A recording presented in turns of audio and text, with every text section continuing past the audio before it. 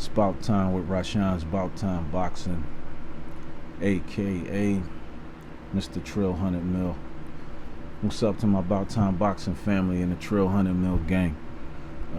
Thank you to every single one of y'all who has been taking out the time to watch the videos, like the videos, share the videos, and leave the comments. If you have not already subscribed to this channel and you're watching this video or any of my videos for the first time, please subscribe to the channel and encourage others to subscribe to the channel. Pass the word about Rashawn's Bout Time Boxing. Don't forget to hit that notification button to stay up on the latest with Rashawn's Bout Time Boxing. I want to give a shout out to Mark Nash, my guy at Rebel Life Boxing. Rebel Life Boxing, please subscribe to that channel. Subscribe to Mark Nash channel. Nate's Boxing Nation, Hustler's Home Boxing, MZ Always Talk Boxing. And yeah, man, some people have been talking bad about I don't even really I see a lot of stuff, but I really don't be wanting to go into it. But I've seen some people saying some bad things, man, about Fanon boxing, man. I actually like Fanon, and he know what he talking about. He speak a lot of facts. So shout out to Fanon boxing, and just shout out to the whole new media, you know what I'm saying, that that's rocking and keeping everything on the even kill. I want everybody to please continue to support the interview that I did with the young amateur upcoming prospect Solly Means, and his trainer and father of the pack, Coach Ethan Means. Please continue to like that video and share that video, and keep an eye out for that young guy. He's going to be turning pro very soon, so look for big things to come from Solly Means. Alright, so May 14th, Jaron Ennis versus Custio Clayton, co-main event. They the co-main event. Jamel Charlo and Brian Castano rematch for the undisputed junior middleweight championship. Now we know Jaron Ennis is 28-0 with 26 knockouts. Custio Clayton is 19-0, one draw, and 12 knockouts. And we know Jaron Ennis' last two fights with Delorme and Sergey Lipinets finished them both off spectacular, dramatic fashion. Custio Clayton actually fought Lipinets to a draw. Okay. Custio Clayton is, if you want to say relatively unknown, he spent a lot of time fighting. He's Canadian, so he spent a lot of time fighting in Canada, not really getting too much, exposure, I guess, on the US soil market, but I think he's 34 years old or something like that, 33 or 34 years old. And I think it's pretty safe to say we know what we can expect in this fight with Jaron Ennis and Custio Clayton. Now, Jaron Ennis recently, inked a multi-fight deal with Showtime, to continue to fight on PBC shows without being contractually obligated to Al Heyman and PBC.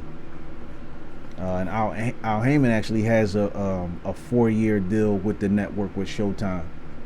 Again, which will allow Jaron Ennis to fight on the PBC shows without being contractually obligated to Al Heyman. Now, there's some people that's still speculating and saying that there's a chance that Jaron Ennis may eventually join PBC. My thing is, what happened to when boxing was about just, the best fighting the best? Now, everybody say that, oh yeah, I want to fight the best and it's about fighting the best, but it's really, your fights are really based on who you connected to, your status, your position in the fight game. Because look at how they just moved Jaron Ennis out the way and put Keith Thurman in his slot over that fight he had with Mario Barrios, which I wasn't impressed with. So it's really not about, so people, they lip professing about they want to fight the best. It's a bunch of lip professing going on. But when it comes to, the best really fighting the best, that's not what's happening. It seems like, people, it's like a lot of these guys are like they opportunists.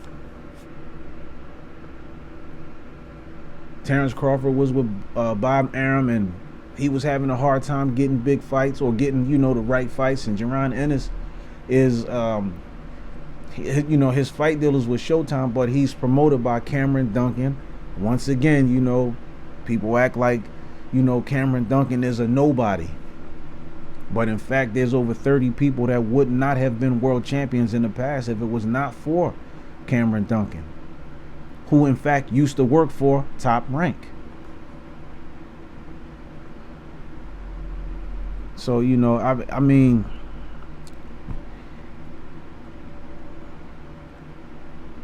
Jaron Ennis, okay.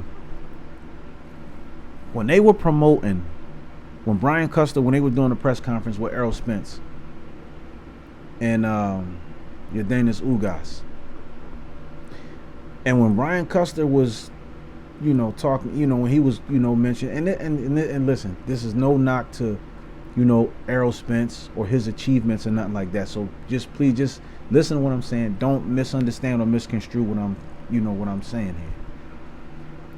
When he mentioned ERROL Spence's record, he was like, the truth. 27-0. 21 of his opponents didn't make it, didn't answer the bell. So he's in this big fight, but they're pushing it like he had 21 spectacular knockouts, when everybody that ERROL Spence fought were not top level guys. Of course, you go through that phase where you're a prospect, then a contender, and then eventually, if you're good enough, you'll be a champion. And that's the process. ERROL Spence went through that. Now, yes, I always say that, everybody's journey to the world title, is different or may be different. But Jaron Ennis has 26 knockouts. 26 knockouts. But there's no emphasis on, 28-0, 26, just 28-0, 26 knockouts. Not 28-0 and 26 spectacular knockouts. Because everybody keep looking at, oh, well, he was supposed to do that. Oh, blah, blah, blah, blah, blah, blah, blah. But then when he was getting in there with guys who had more fights than him, and people wasn't giving Jaron Ennis the benefit of the doubt, and was like, yeah, gonna be a little different when he fight this person or this person. And then when he make them look bad, it's like, okay, they discredit, his performance and make up an excuse why the person that he fought and the way that he beat, they make him, for the way he beat him, like, oh, well, that guy wasn't nobody. Or they talk about the, the fighter's occupation and all that kind of stuff. If they not a full-time fighter and they got another job and all that stuff. Everybody ERROL Spence fought, a lot of fighters, not just him, but just fighters in general. Everybody they fought wasn't they? Some of them might not have been full-time fighters. Real life, take shape, and people have to, work until they can, maybe get in that position where they can fight full-time. Everybody didn't have that luxury. But fighters are making more money now than they've ever made probably in the history of boxing.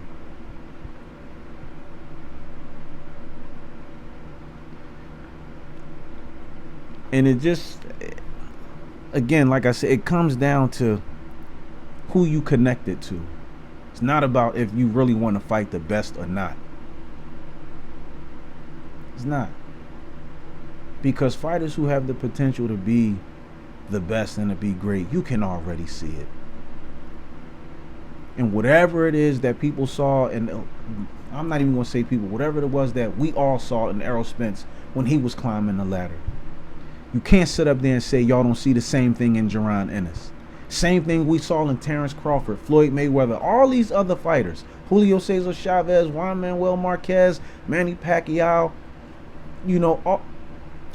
Terrence Crawford, all these fighters. Past and present. Sugar Ray Leonard, Muhammad Ali, Mike Tyson. If you follow boxing and you watch these fighters come up and you saw the potential for them to be great, if you have an eye and you understand the sport, you can see it. The way Mike Tyson was mauling people now, it didn't take people, you ain't hear nobody questioning, you know, like Mike Tyson wasn't ready for this or ready for that. They wanted to see him get in there. Jaron Ennis is doing the same thing, and yet and still the deck gets stacked against him.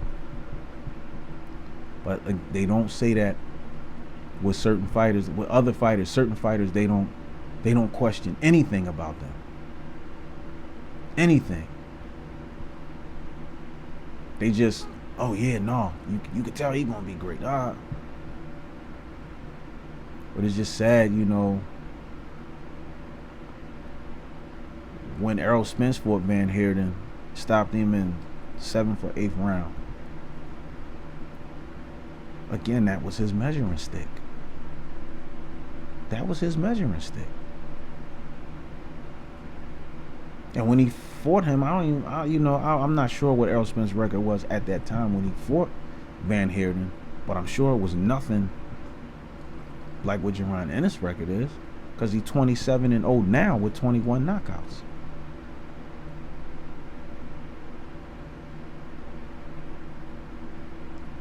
Every fighter has that fight where it's their measuring stick, and it seemed like no matter who they put in there with Jaron Ennis, the measuring stick is still not good enough.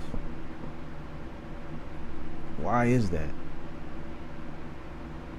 Now, his fight with Custio Clayton is an IBF Eliminator. So whoever wins this fight is #1 contender for the IBF title. Whoever holds that belt, well, I got Errol Spence beating Ugas, so I got Spence for that fight. So he'll be the #1 contender for Errol Spence's IBF title.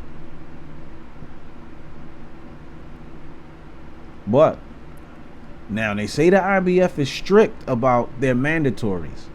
So if Jaron Ennis is the mandatory, I'm pretty sure still Errol Spence's next fight after he beat Ugas is not going to be against Jaron Ennis. It's not. Not because he's scared of Jaron Ennis, because I don't think he's scared of him. But, you know, like I said, just based on different agendas. Spence may have a different agenda. I feel like he may, you know, he may vacate the belt. He may vacate it. He say he wants to be undisputed. So, and if he don't vacate the belt, okay, there's a strong chance that they may get the Crawford fight made, you know, to see who'll be undisputed with that. And then maybe after that fight, then maybe Jaron Ennis, you know, will maybe get a shot at whoever is the champion at that time. But once Jaron Ennis beat Custio Clayton, because he will beat Custio Clayton, and he will beat it. He will beat Custio Clayton. He's going to dominate that fight. He's going to stop him. I don't see that fight going 12 rounds. It's a 12-round, you know, IBF title eliminator, but that fight not going to go 12 rounds. And if y'all know, like I know, like I said, watching fighters come up through the ranks and you watching them perform and you see the potential that they have, then you already know. You should already know. There's no question about it. There's no question Jaron Ennis is going to destroy Custio Clayton. And when he do, people are going to say, oh, yeah, well, you know, Custio Clayton ain't nobody. You know, he had to draw with Lipinets. You know, in his last fight, he beat a journeyman, you know, in a unanimous decision and blah, blah, blah, blah, blah, and all that. And he's relatively unknown. But then you got to look at Butayev. Butayev and Stanionis is getting ready to fight. How was that? Stanionis fought Delorme on a Jaron Ennis Lipinets undercard in April of 2021, last year. So you see how the politics and the biased bullshit of boxing, you know, just, but who are they? PBC fighters. Even though Jaron Ennis is not a PBC fighter and he fight on the PBC shows, listen, he's a favorite. People want to see him fight. People want to see him, you know, like, and this is the thing, and if everybody keeps saying, oh, well, you know, he still got to prove stuff, this, that, and the third. Don't y'all want to see him in these big fights? So for all of y'all who have questions or doubt about if Jaron Ennis is the real deal, then let him. The man needs fights so that y'all can see it. The man needs fights so y'all can see it. Instead of every time he beats somebody and he destroy him, it's like, oh yeah, well, this guy was a journeyman, or this guy was a bread truck driver, this guy was an Uber driver, this guy was this guy was that. Instead of, for y'all who got them questions, if y'all really want to see him in these, or maybe is it that y'all fear that he may beat those guys, and y'all don't really want to see it, and y'all rather see him, just fight the other guys, Virgil Ortiz and Barrios, and because Thurman don't want to fight him either. Thurman don't want to fight him.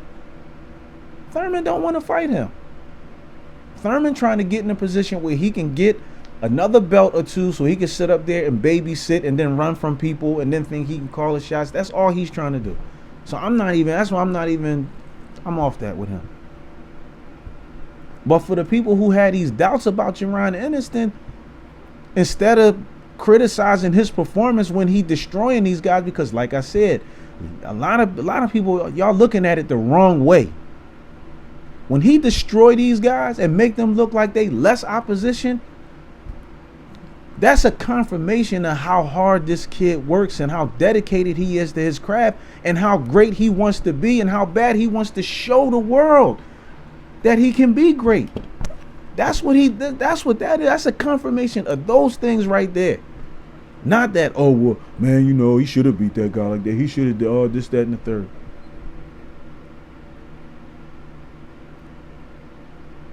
So instead of having those doubts and saying, oh, well, he still need another step-up fight, or he got to prove this or prove that, this, that, and the third, because guess what? Lipinets was a step-up fight for him before he destroyed Lipinets. The deck was stacked against him. Everybody was like, no, Lipinets. Everybody was saying that stuff before he destroyed Lipinets. But once he destroyed Lipinets, then all of a sudden, yeah, well, he still really ain't proved nothing. And I knew Delorme wasn't going to be no match for him after what Stanionis did to him. I said, oh, man, yeah. So if when Delorme fought, when he was the co-main event with Stanionis, when Jaron Ennis fought Lipinets, I said, wow, well, if this is any indication of what Delorme looked like, and if they were trying to set up, a Jaron Ennis Delorme fight, I honestly didn't think they were going to make the fight after the way he looked performing against Stanionis. I said, no, yeah, he ain't. They not gonna make that fight, but they ended up making it anyway. And they threw Delorme to Jaron Ennis because they just keep trying to pacify Jaron Ennis. That's what they doing. They keep trying to pacify him. It's only but so long you can give a baby a pacifier before they realize there's nothing coming out of that nipple. And they, and they start there, and then they throw a bigger fit. And I'm not saying that to say Jaron Ennis is going to throw a fit, but it's like, come on, like, y'all want to keep, once I start knocking everybody down, like, y'all can't keep spinning. They, I feel like they just keep trying to spin him every time he do one thing. I just know that's an insult and a disrespect to all the work Jaron Ennis put in for them to put Keith Thurman in his spot because of his fight with Mario Barrios. But that's some PBC shit. Yeah, I said it. I'm sorry, but that's what it is. Yeah, move that Ennis kid out the way. You know what I mean? Ain't no, keep it to the point, like, by the time they start talking about a possibility of him really fighting Errol Spence go up to 54. Because honestly, I don't think they're ever going to fight. I don't think they're ever going to fight. Jaron Ennis is going to get his first world title, in my opinion, by somebody vacating the belt, and he'll fight, somebody else, him and another, maybe C+, B- fight or something like that, and they'll fight and then put the belt on him that way, or somebody will drop the belt to him or something like that. And it's messed up that it's going like that, because this kid is extremely dedicated to what he do, and all he wants the chance to do is go out there and prove that he belongs in there with the elite guys. Everybody keeps saying that he don't. But how he's supposed to be able to prove it if he don't never get the opportunity? And then people keep criticizing every fight that he has. So like I said, instead of dogging the kid out and talking about, oh, he still got to, demand those fights. So then that way, for those of y'all who doubt if he the real deal or not, let it show itself in those fights, in the big fights. Let it show itself.